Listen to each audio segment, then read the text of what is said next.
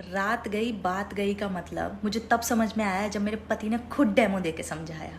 मतलब रात को हमारी कितनी भी जोर से लड़ाई हो जाए, महाभारत हो जाए, महासंग्राम हो जाए, कमरा एकदम रणभूमि बन जाए, उसको सुबह याद ही नहीं होता कि रात को हुआ क्या था। हमारे ओपिनियंस नहीं मिल रहे होते, हमारी थिंकिंग नहीं मिल रही होती है, हम मतलब सब खत्म मतलब दी एंड, अब नहीं रहेंगे साथ में वाली स्टेज आ जाती है।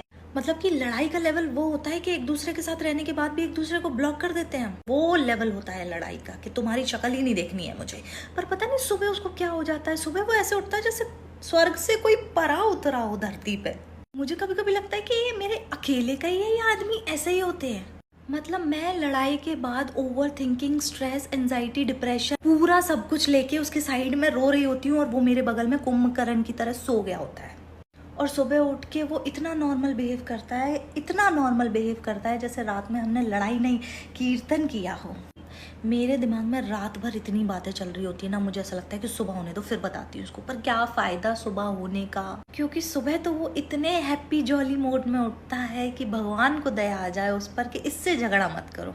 और उठते से ही बोलेगा, अरे तुम अभी तक वही बात लेके बैठी हो, छोड़ो ना, अभी रात गई बात गई, खत्म करते हैं। मेरे कहने का वो मतलब नहीं था, तेरे कहने का जो भी मतलब था, मगर मूड और रात तो मेरी खराब हो गई ना।